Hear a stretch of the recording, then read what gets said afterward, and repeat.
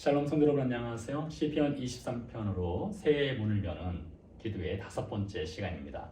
오늘도 유대 광야 안으로 들어가서 시편 23편 5절 말씀을 함께 묵상하도록 하겠습니다.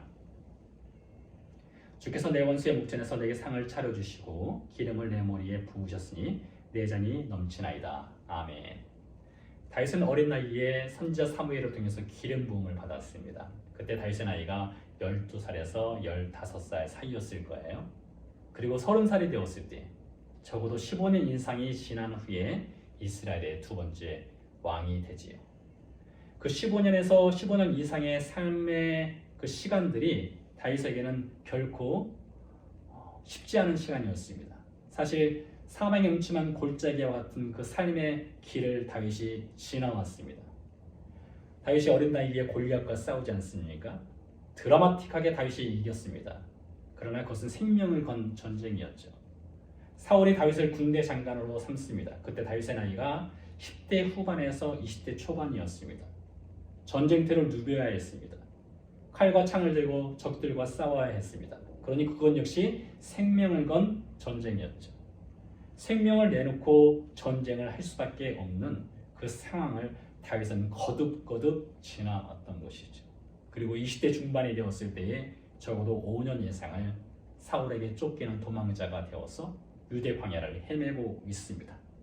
시편에 보면 다윗이 쓴 시들 중에 도망자로 살아가면서 쓴 시들이 있습니다. 거기엔 두려움이 있고요, 눈물이 있고 울부짖음이 있지. 시편 23편도 목가적인 시 같지만 실제 다윗의 삶 현장에서는 푸른 풀밭도 없고요, 맑은 시냇물가도 없습니다. 부족한 것 투성이입니다. 그렇기 때문에 더 여호와 하나님을 붙잡고 살아가는 다윗이기도 하지요.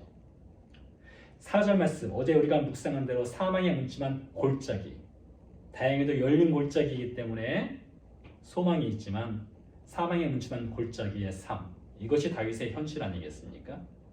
그 현실을 살아가는 다윗에게 사울을 죽일 수 있는 기회, 다윗의 원수인 사울을 죽일 수 있는 기회가 2번이나 주어졌었습니다. 사무엘상 24장에 한 번 나오고요, 26장에 한 번 더 나옵니다. 그 2번의 절호의 찬스가 주어졌을 때에 다윗을 따르는 무리들이 강력하게 요청을 합니다. 사울을 죽이고 왕위를 차지하라라고 말하죠. 다윗에게 왜 갈등이 없었겠습니까?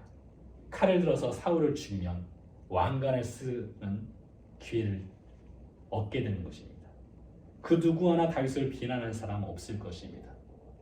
그래서 사무엘상 24장에 보면 다윗이 실제로 칼을 들긴 들었습니다. 그러나 그 칼을 들어서 사울의 목을 치지는 않았습니다. 왜요? 원수의 목전에서 상을 베푸시는 분은 하나님이시기 때문입니다.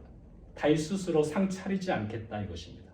다윗 스스로 왕관 쓰지 않겠다 이것입니다.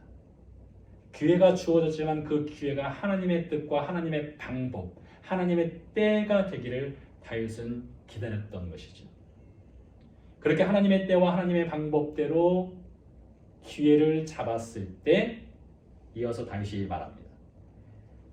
기름을 내 머리에 부으셨으니 내 잔이 넘치나이다. 하나님의 은혜가 넘친다는 것이에요. 여러분, 우리에게 살다 보면 여러 기회들이 있지 않겠습니까? 절호의 찬스들이 주어질 때가 있습니다.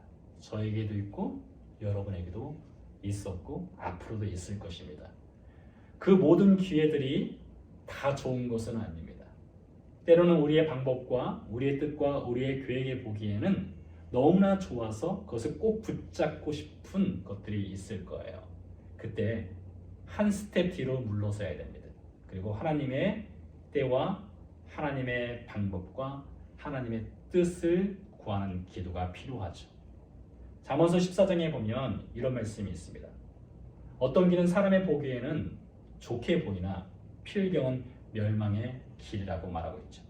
잠언서 3장에 보면 이런 말씀이 또한 있습니다. 너는 네 명체를 의지하지 말라 라고 말하고 있죠. 우리의 지혜와 명체를 의지하지 말라는 것입니다. 다윗이 주어진 그 절호의 찬스를 사용해서 사울을 죽였다면 누구 하나 비난하지 않겠지만 다윗의 인생에 대한 성경의 기록이 그 이상 진행되지는 않았을 것입니다. 하나님의 때와 하나님의 방법과 하나님의 뜻에 맡겼기 때문에 다윗의 평생의 삶이 성경에 기록될 수 있었던 것이지요.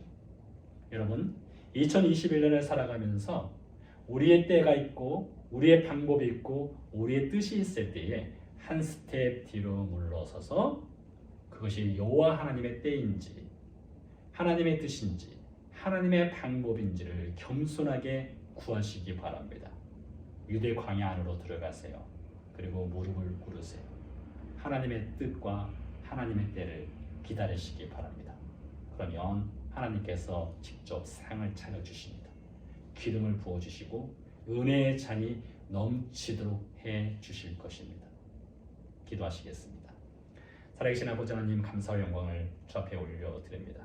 우리의 방법과 우리의 때와 우리의 뜻을 따라 살지 아니하고 하나님의 방법, 하나님의 때, 하나님의 뜻을 따라서 살아갈 수 있는 믿음 허락하여 주시옵소서. 감사드리며 예수 그리스도 이름으로 기도드렸습니다. 아멘.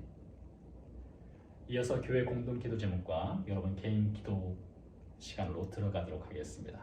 감사합니다. 저는 내일 다시 찾아뵙겠습니다.